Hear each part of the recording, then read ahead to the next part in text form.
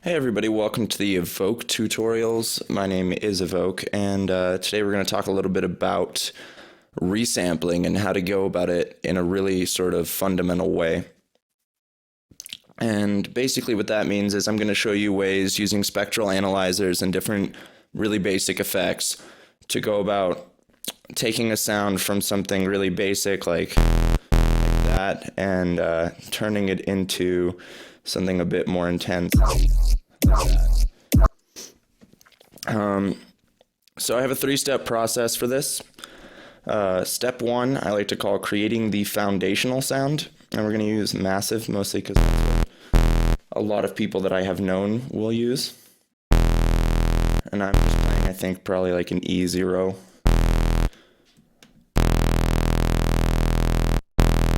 If you haven't, mess around with these different settings in here. They make a really big difference in the sound of the oscillators in massive.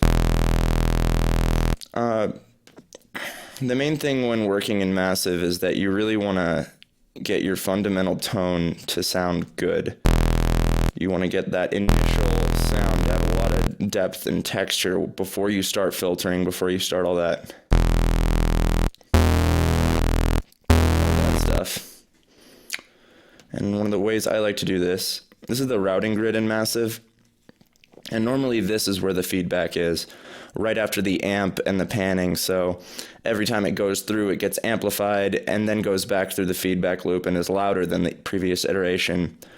Whereas if you put it up here, before it goes through the amp, it'll be right after filter one, right after insert one down here.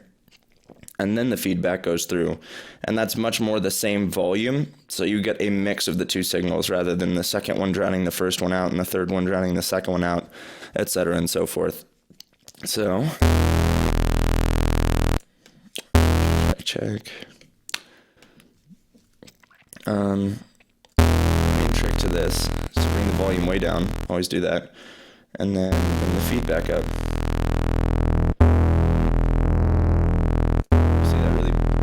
Up our sub in a nice way. And it accents the movement of that phasing.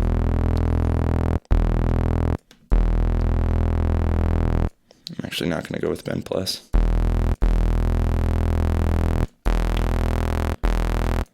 So it's good, but I think it can be more accented. I would say always use a distortion of some kind in massive. I sometimes use two.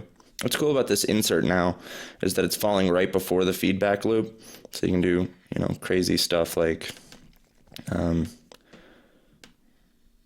this if I wanted to. D. But that's a little intense for my taste right now. So instead, use it to boost up the crunchiness of it. I always use dimension expander on the lowest setting. So this seems pretty good. But there's not that much movement. Ow. And with phasing, if you change where these are, it changes where you start in the detuning cycle.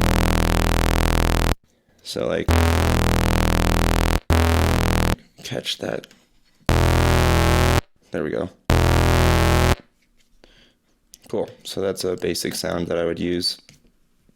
Next thing is, out of the box, massive almost never gets flat response. So you can see here that we've got this sort of peak in the sub. We've got two of them. This is probably the low end. This is the high end. And then we get this huge lump in the mids, and then the high end is this weird little trickly down bit that just has a little bump up there.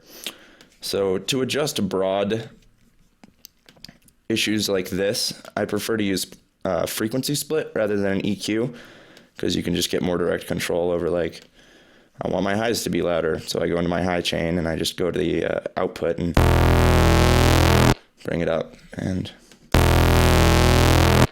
better. There you go. I'm going to bring my mids down a bit. And more or less less flat, I think. A little bit. No, not quite around the mids. It's the highs that are bumping up right there. Okay. So that's how I do my broad adjustments. And then for the more subtle stuff, like I can notice that there's a peak right here. There's a little one right here. There's one right here. There's one right here. And I don't really want those to be as accentuated as they are. So if I go right here and span, over here in the top left corner, there will be a little value of what frequency that is. So if I hover right over the middle, I guess it's actually down here. If I hover right over the middle, wow, it changes depending on what I tell you guys. But up in the top left, it says 2.91 kilohertz. And that means I can just go here, click on this one, type in 2910, and I'm there. I can dip that down a bit. And that already looks good. So now I'm going to target this guy. And he said he's 578 hertz. I'm going to dip that down a bit. And we're going after 356 next. Kind of reference back from the EQ8's natural spectrum thing behind the EQ and the one up here. Like I can see, for example, let me create a peak for it. I can see right here, and I can also see it in this little thing behind there. I just like span because it gives a really accurate reading. Cool, so that's what I wanted. I think early stages are better time to do compression than later stages because you haven't added any of the filtering yet. So there's no real way to... So that is resampling iteration number 1. What note was I even playing? Here we are.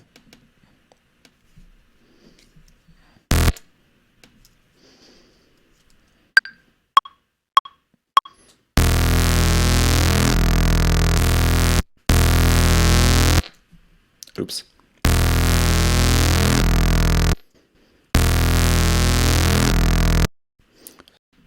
Now what we want to do is accentuate those normal phasey movements in the basic tone with basic tools. There's no fancy plugin that I'm going to show you. These are tools that are available in every DAW, not just Ableton. So what I'm going to do for that is I'm going to pop a frequency split on there. One quick thing to note about this. On the low end, there's a utility with the width set to 0. Basically what this means is that your low end is in mono. So regardless of what stereo effects I apply to, you know, the mids or the highs or anything before this chain, the low end, anything below 180 hertz is going to be in mono. And I guess I should talk really quickly about this rack. I have my low chain, which is from 0 to 180 hertz.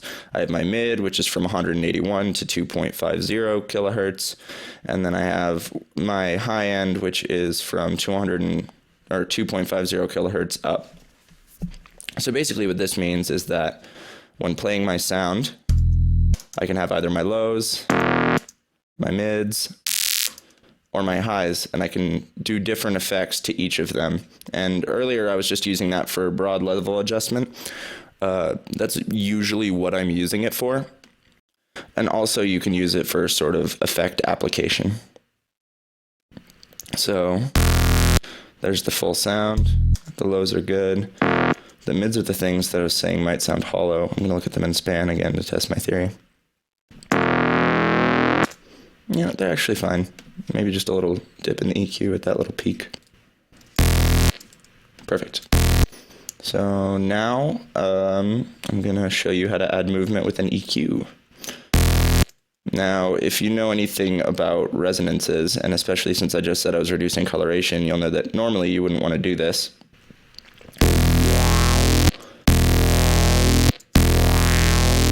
But it sounds cool.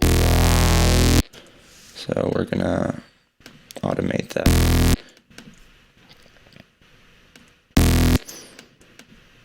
There we go. Nope.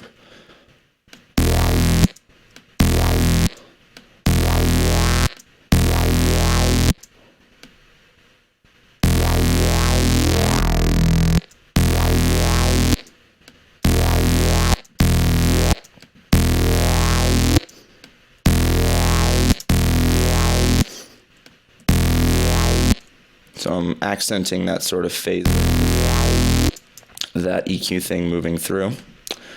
I'm also gonna do a reject up here, kind of doing the opposite, so it's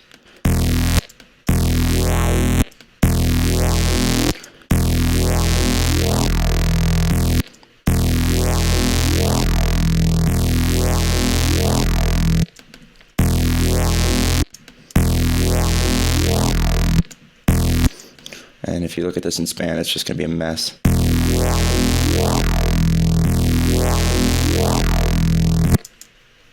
Matter of fact, I'm probably going to make an audio effect rack with 2 chains and put this on one of them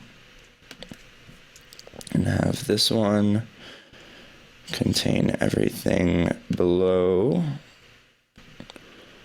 200 hertz. And this one will contain everything above. That way, this EQ modulation never really fucks with the low end. So that'll help a little bit.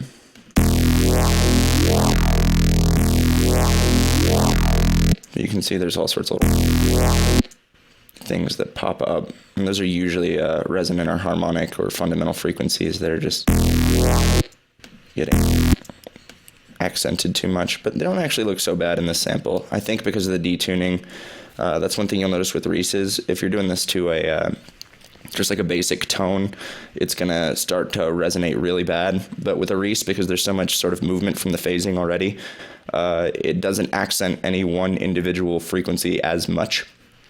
So to level it out, we're just gonna use a multiband dynamics.